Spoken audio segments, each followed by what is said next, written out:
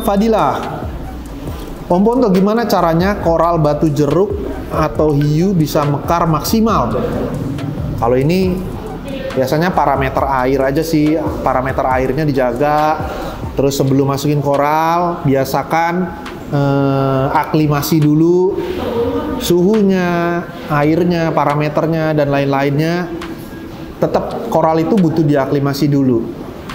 Saat dia udah cocok, udah bisa adaptasi, udah sama airnya, baru kalian masukin ke main tank. Nah, di dalam main tank juga biasanya dia akan coba beradaptasi dengan kondisi tank yang kalian punya. Jadi misalnya biasa kalian main di KH-nya 8, dia akan coba hidup di KH 8. Tapi ya jangan naik turun ya, jangan sampai swing juga. Biasanya gitu. Dijaga aja parameternya. Oke, next. Dian Mukti Wibowo. Mau tanya Om, untuk mesin pompa return itu input airnya saya pasangin tabung internal filter, ya di dalamnya ada kapas filter, aman nggak? Terus misal aman, kapasnya kalau udah kotor harus diganti apa biarin aja? Soalnya takut detritus naik ke main tank. Oke, thank you. Mesin pompa return itu input airnya saya pasangin tabung internal filter. Oh, oke. Jadi kapas filter sebaiknya tetap diganti. Kalau enggak nanti dia akan jadi penumpukan dan di situ jadi rumah tinggalnya bakteri-bakteri yang enggak penting di dalam akuarium. Nanti takutnya akan mengganggu. Dia bisa naik nitratnya atau dia bisa macam-macam deh. Jadi sebaiknya kalau mau aman, baiknya tetap diganti filternya, kapasnya. Biar dia nggak naik gimana? Mungkin dimatiin dulu filternya. Pompanya matiin dulu, kapasnya diganti pelan-pelan pakai kapas baru. Kalau udah kotor emang harus diganti kapas, jangan sampai ada penumpukan. Penumpukan malah nggak bagus juga, nanti takutnya malah ada amonia, ada nitrat, bahkan bisa jadi nitrit nanti. Ya cuman kalau bergerak sih saya rasa enggak lah. Cuman amonia sama nitrat pasti akan naik. Oke Om Dian, thank you ya. Next, Randy Kurniawan. Tanya dong Om, saat NO3 20 sampai 25 ppm nggak turun-turun, udah running 1,5 tahun. Apakah dengan penambahan rumah bakteri bisa nurunin? Karena coba Nopoxnya naik dosis dan tambah biopelletnya nggak turun lagi. Ini barusan pertanyaannya hampir sama dengan yang sebelumnya. Thank you Om Randy. 1,5 tahun nitrat 20 sampai 25 ppm nggak turun-turun. Jawabannya bener. Media bakterinya ditambahin, kemungkinannya akan turun. Kalau misalnya dia di 20 dan 25 ppm, terus dia nggak turun-turun, tapi koralnya Om Randy nggak ada masalah, biarin aja, nggak usah dirubah. Takutnya nanti dirubah malah ada terjadi swing kan. Swing itu kan bisa menuju jelek, bisa menuju bagus gitu. Bisa naik, bisa turun. Cuma kalau misalnya dia aman di 20 sampai 25 ppm nggak masalah, iya nggak usah diapa-apain. Cuman kalau misalnya emang ada koral-koral yang kira-kira nggak bisa nih hidup di ppm di nitrat 20 sampai 25 ppm, dia butuhnya 10 ppm, harus turun. Ya kalau itu ya turunin aja. Cuman perlahan. Pokoknya segala sesuatunya harus perlahan, jangan terlalu drastis. Tapi betul, penambahan rumah bakteri itu bisa buat nurunin. Sebenarnya dia turun karena bakteri jumlah bakteri koloni bakterinya yang ada di sana bisa nambah tempat tinggalnya. Jadi koloninya makin banyak, jadi dia bisa ngurai lebih cepat. Ya, saya rasa sih itulah. Rumah bakterinya betul. Oke, thank you Om Randy. Next, Anthony Suryanto. Om tanya dong untuk Q&A selanjutnya. Menurut Om, untuk tank FO itu bagusnya untuk dosing bakteri dan carbon source atau VSV itu bagusnya gimana sih? Berapa lama sekali? Terima kasih. Kalau kita biasanya untuk FO itu kita masukin bakterinya, kita mau fish only ataupun mau reef tank, biasanya kita masukin kalau awal-awal ya, tank baru itu biasanya seminggu sekali kita masukin bakterinya. Ya, kita lihat tuh kalau nutriennya makin lama makin tinggi, kita jangan putusin dulu, terus aja masukin dulu bakterinya, kita bantu. Tapi kalau dia udah mulai stabil, biasanya kita udah mulai stop kasih bakteri. Tapi biasanya kita hajar bakteri terus setiap minggu sih. Nah, kalau untuk carbon source di fish only, saya rasa nggak terlalu pengaruh karena isinya kan cuma ikan. Kalau misalnya carbon source itu kan dia lebih kayak buat nurunin nutrien kan. Kalau nurunin nutrien itu biasanya parameter yang cocok buat koral. Kalau ikan aja saya rasa nggak perlu. Yang penting amonianya 0, terus arusnya bagus, kuat. Karena kalau ikan itu lebih cepat, makannya cepat, keluar kotorannya juga cepat. Semakin banyak akan semakin tinggi juga tingkat amonianya. Jadi bagusnya pompanya lebih kuat, biar airnya tuh turun ke filter lebih cepat. Sama skimmernya gedein aja, biar dia lebih cepat kejar amonianya jadi 0. Saya rasa lebih ke sana.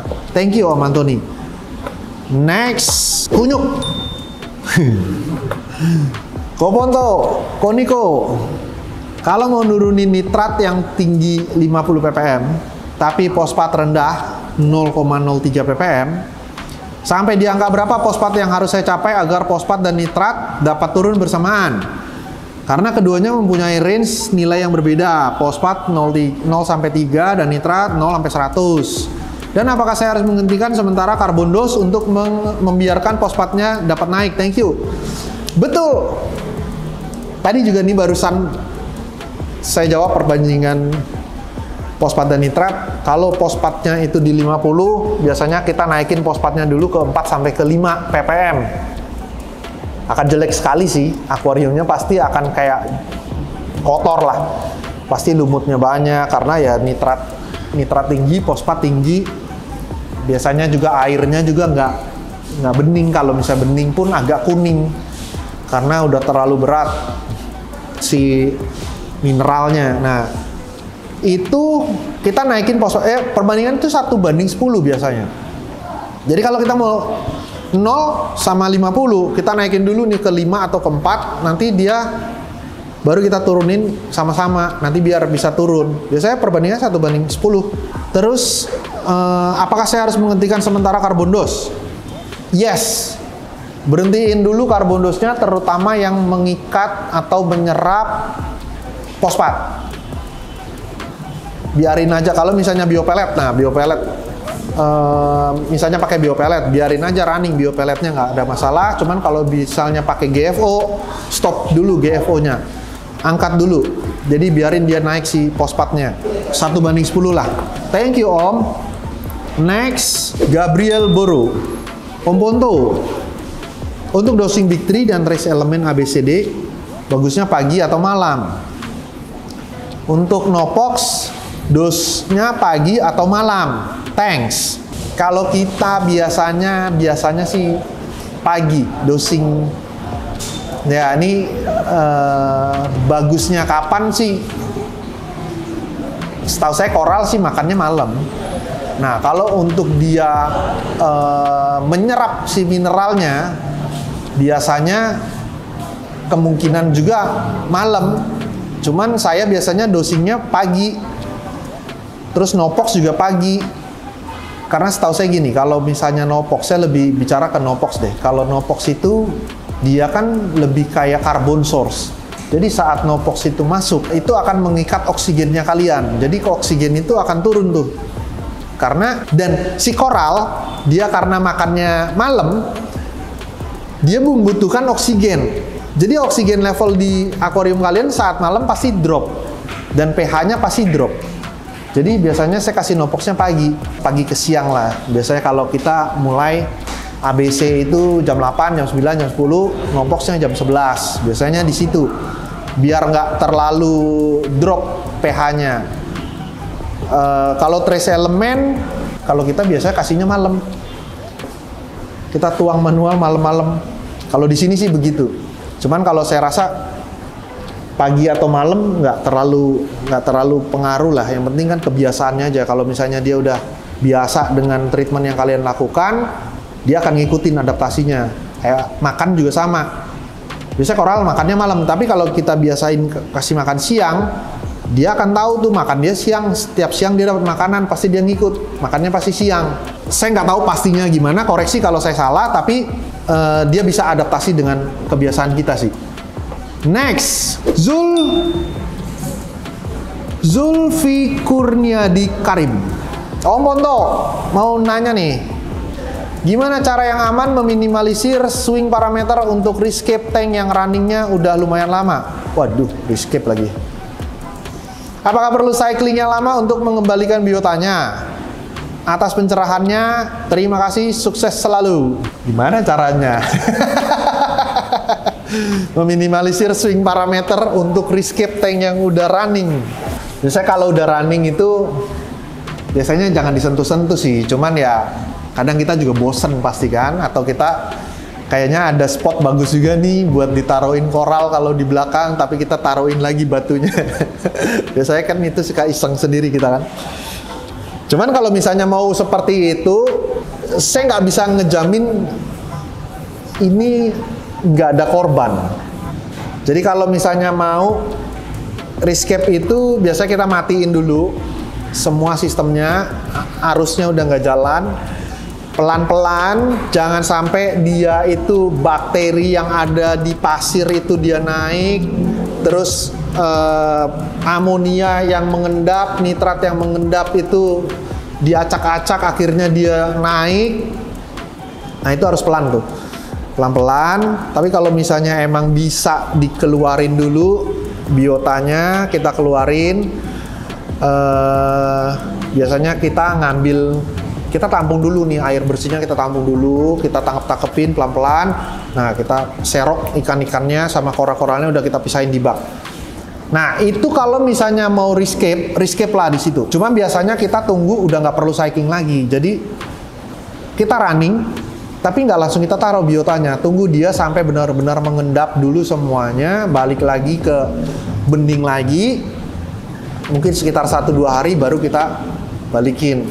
Tapi ya saya juga nggak ngejamin itu bisa nggak memakan korban. Tapi ya itu biasanya cara yang kita lakuin begitu.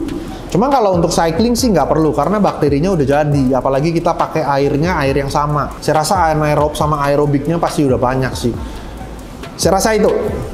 Thank you Om. Next. Habis. Ternyata udah 12. Cepet juga ya. Kayaknya tadi kayak 12 tuh banyak, ternyata ya udah. Nanti kita kapan lagi ya Q&A berikutnya, tunggu dari kameramen. Kapan dia nggak sibuk, sekarang dia lagi dikejar-kejar. Dia lagi dikejar-kejar, banyak PR. Dan nanti kita mau update ini nih secepatnya, kita pas lagi ada waktu nanti kita mau bikin. Boleh dong kalian komen bagusnya jadi apa. Cuman rencananya kita, kalau dulu kan ini paludarium air tawar, jadi dia itu pecah gara-gara kejatuhan kayu dan bocor, akhirnya airnya turun semua, kita harus terpaksa bongkar untuk benerin akuariumnya. Nah sekarang itu ini kita lagi tes kebocoran, ini udah ditambel. Cuman rencananya kita berikutnya mau pakai air laut. Kita mau jadi air laut. Cuman kalian boleh deh komen ini, bantuin. Siapa tahu ada ide-ide, komen di bawah ya. Nanti ya kita lihat aja deh mau jadi apa. By the way, thank you buat semua pertanyaan-pertanyaannya. Next kalau ada pertanyaan silahkan komen juga di bawah. Terima kasih udah ngikutin channel kita. Sampai ketemu lagi di episode berikutnya. Bye-bye.